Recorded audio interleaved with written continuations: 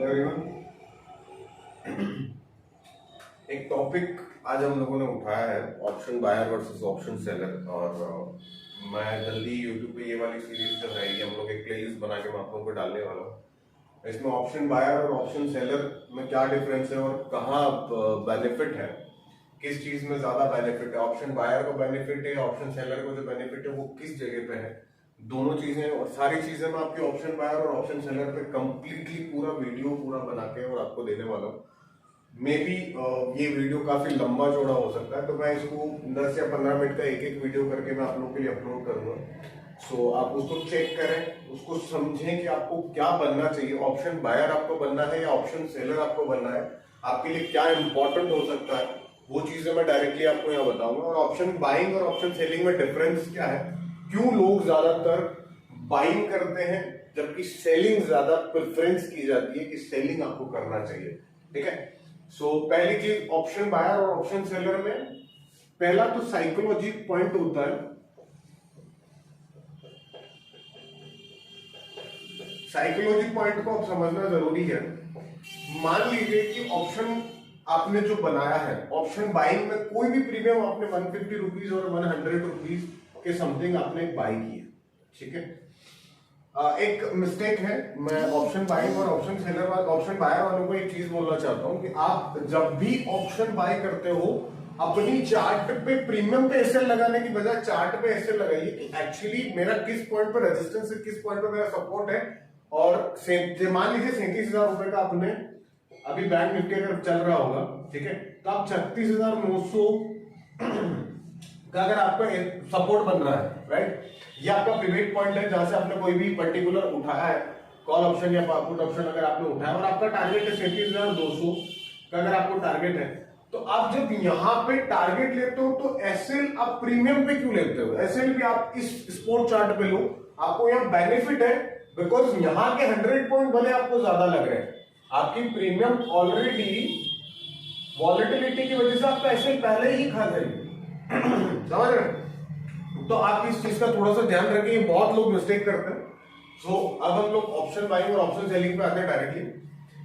मान लीजिए आपने 150 रुपीज या 100 रुपीज की 100 रुपीज की एक प्रीमियम पकड़ दे, काफी इजीली हो जाएगा, आपको समझाना और आपको समझ में आना में इजी हो जाएगा। ठीक है। 100 रुपीज की आपने कोई प्रीमियम उठाई है, मान लीजिए आपने 37,000 का एक कॉल उठाया, ठीक है, ऑप्शन आपने बाय किया, ठीक है, ठीक। अब जब एक चार्ट पे हम लोग अभी जैसे मैंने आपसे बात करी, एक चार्ट में बना देता हूं, ठीक है, ये चार्ट में हमको पता है कि बैंक निफ्टी यहां कहीं ट्रेड कर रहा है और इस ट्रेडिंग पॉइंट का है 37,000, आपने इसका कॉल ऑप्शन उठाया, आपका एसएल है 37,900 का आपने उठा लिया, ये 37,900 का मेरा एक एसएल है और आपने एसएल भले ही चार्ट पे ना लगाया हो, आपने एसएल अभी माइंड में कर लिया हो कैलकुलेट कि मुझे यहां आते ही मेरी पोजीशन क्या करनी है, एग्जिट करनी है, ठीक है। अब समझना इस चीज को कि 37,000 का आपने कोई कॉल ऑप्शन उठाया और 37,200 और 300 का टारगेट लेके बैठ गए, ठीक है। समझना, कभी भी चार्ट जब बनता है तो वो क्या करता है, जब 200 या 300 पॉइंट का मूवमेंट उसको देना होता है तो वो कभी भी थोड़ा बहुत हल्का टाइम बिताता है उसी पॉइंट पे, ठीक है। तो ये जब ये पॉइंट हो रहा होता है तो ऑप्शन बायर ऑलरेडी घबरा चुका होता है, ठीक है। व्हाई?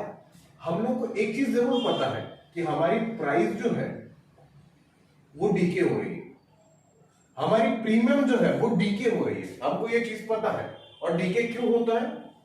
बिकॉज ऑफ डेल्टा, ठीक है।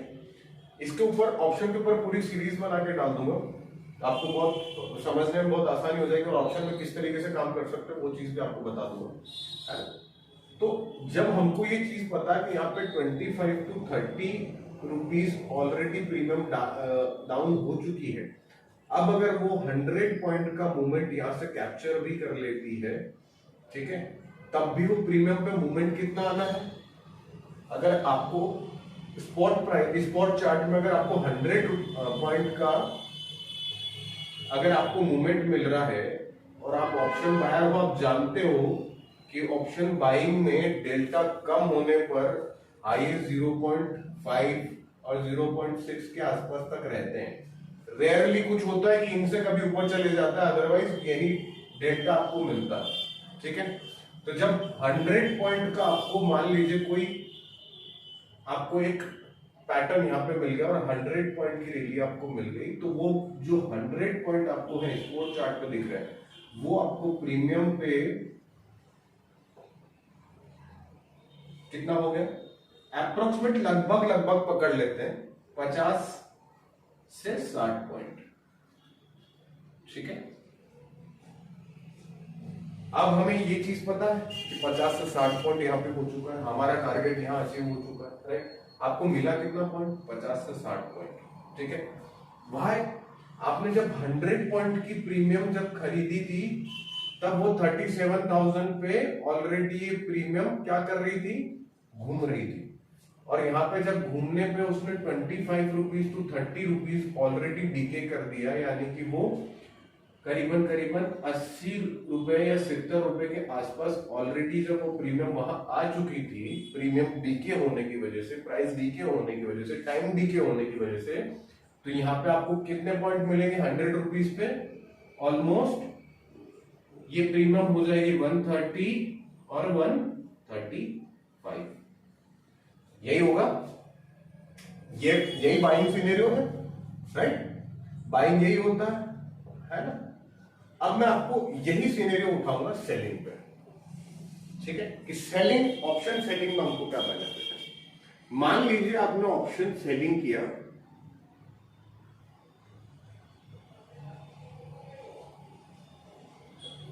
ठीक है, सेम चार्ट, ठीक, 37,000 का लेवल,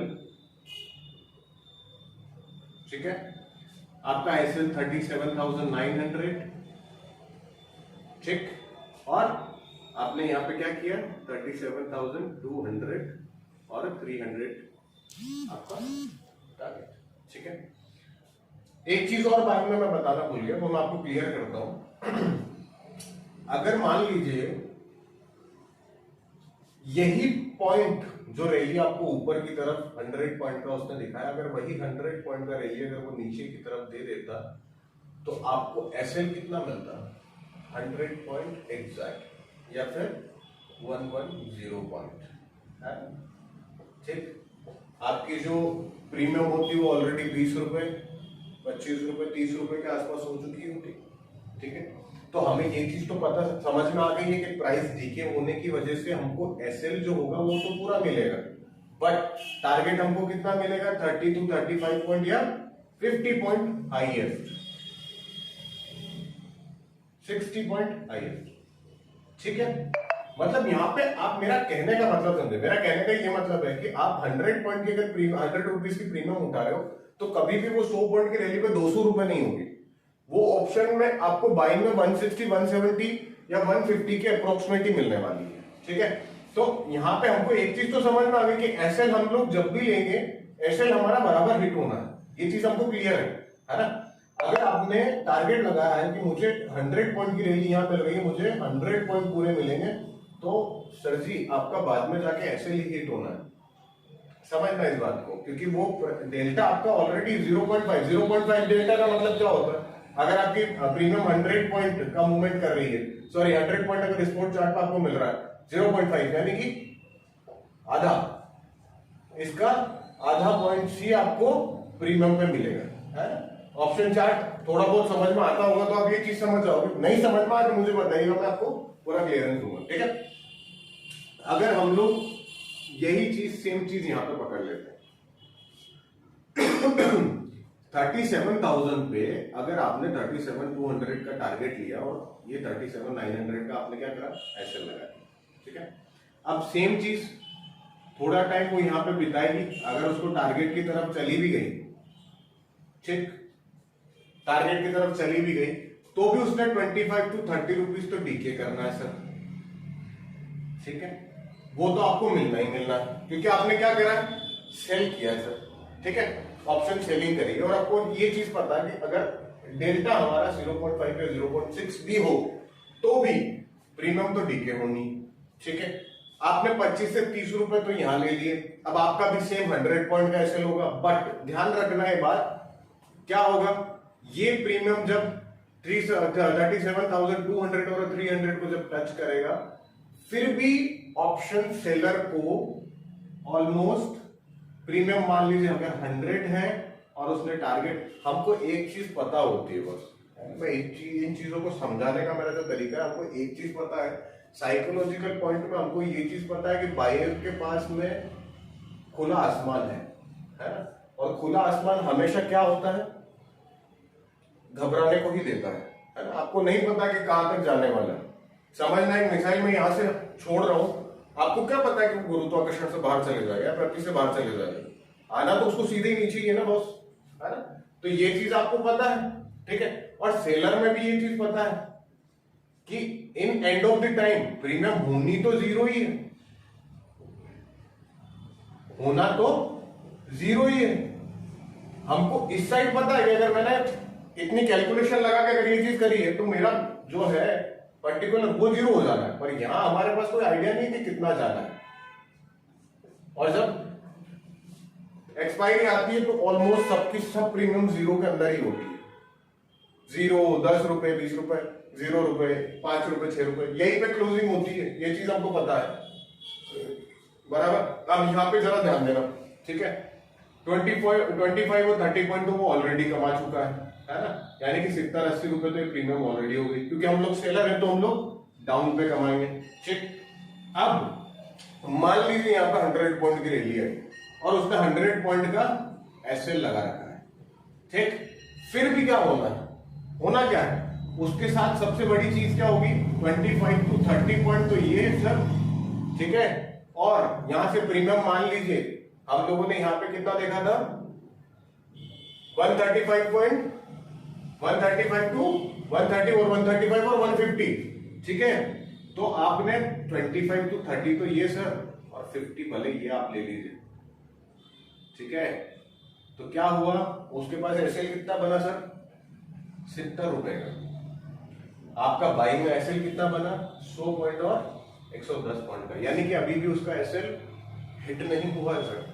और जब भी पहले रेजिस्टेंस का हम लोग ये बखूबी ये जानते हैं कि जब भी पहला रेजिस्टेंस होता है, टच करने के बाद, पहले रेजिस्टेंस को टच करने के बाद प्रीमियम हल्का सा, या स्पोर्ट चार्ट में वो चार्ट हल्की सी एक बार नीचे गिरने को आएगी, तब वो ऑप्शन सेलर हमेशा सेफ रहता है, बिकॉज 25 to 30 पॉइंट ऑलरेडी उसके पास है, 50 पॉइंट प्लस 70 पॉइंट है उसके पास, 70 पॉइंट एसएल है, वो इजीली अपनी प्रीमियम को 100 रुपीज के 20 रुपीज के दायरे में अपनी एग्जिट कर सकता है, ठीक है। ये चीज हम लोग बखूबी जानते हैं, फिर भी हम लोग क्या करते हैं, ऑप्शन बाइंग की तरफ घुसते हैं। आपको पता है कि ऑप्शन सेलिंग ज्यादा सेफ है ना। देखो समझना इस चीज को, कोई भी ब्रोकर के पास जब आप ऑप्शन सेलिंग करने जाते हो तो आपको एक लॉट यहाँ पे एक्चुअल प्राइस पे मिल जाता है। मान लीजिए 100 पॉइंट की अगर आपने कोई प्रीमियम उठाई है और एक लॉट अगर आप ले रहे हो तो 2500 रुपए का आपका मार्जिन लगा है, बैंक निफ्टी की बात कर रहा हूं। यहाँ पे अगर आप लोगे 100 पॉइंट की रेटिंग तो आपका 5000 लगेगा, ठीक है। ये निफ्टी और ये बैंक निफ्टी, ठीक। तो हमको ये चीज तो पता है कि हमारा बाइंग में एक्चुअल प्राइस लग रहा है, ठीक है। बट सेलर में क्या होता है, एक लॉट अगर आप 100 की प्रीमियम खरीदने जाओगे तो अलग अलग ब्रोकर की मार्जिन के हिसाब से आपको एक यहाँ पे पर्टिकुलर हैवी अमाउंट पे करना पड़ता है, बट रिस्क वही रहता है सर, रिस्क ज्यादा नहीं रहेगा आपके पास, ठीक है। रिस्क वही रहेगा क्योंकि खुला आसमान है, सेलर के पास टारगेट ऑलरेडी है, बायर के पास क्या है, खुला आसमान है, ठीक। खुले आसमान में ऐसे भी पड़ा होगा, बराबर है। अब ये चीज मुझे जरूर कोई ना कोई बोलेगा, इसमें मार्जिन पड़ता है 1 लाख से 2 लाख के बीच में आपका एक लॉट का आएगा कैपिटल, ठीक सर, ये आपका मार्जिन जाएगा। अब इतनी सारी चीजें आपको समझाने के बाद आपको चूज करना है कि आपको ऑप्शन बायर बनना है या ऑप्शन सेलर बनना है, ठीक। एक चीज और जाते जाते क्लियर करूंगा, पर वो मेरे हिसाब से मुझे नेक्स्ट एपिसोड में क्लियर करनी चाहिए, ताकि आप थोड़ा थोड़ा करके समझ में आएगा तो आप ज्यादा अच्छे से समझ पाओगे। ठीक है, सो बहुत बहुत शुक्रिया आपका इस वीडियो को देखने के लिए, और अपने दोस्तों को जरूर बता दो कि ऑप्शन बायर है और ऑप्शन सेलर में डिफरेंस क्या है। ठीक है, नेक्स्ट वीडियो जो होगी उसमें आप इसको और अच्छे से समझ पाओगे कि ये खुले आसमान का मतलब क्या होता है। खुले आसमान में एसेट जो होता है वो सबसे बड़ा होगा सेलर के लिए सर, ठीक है, पर बायर के लिए एसेल कितना 0, 20, 30 यही होगा, पर सेलर के लिए आसमान खुला है। उस रिस्क को किस तरीके से मैनेज करना वो हम लोग उस एपिसोड में देखें। ठीक है, मुझे कमेंट्स में जरूर बता देना कि किस तरीके आपको आगे एपिसोड चाहिए या नहीं। ठीक है, थैंक यू।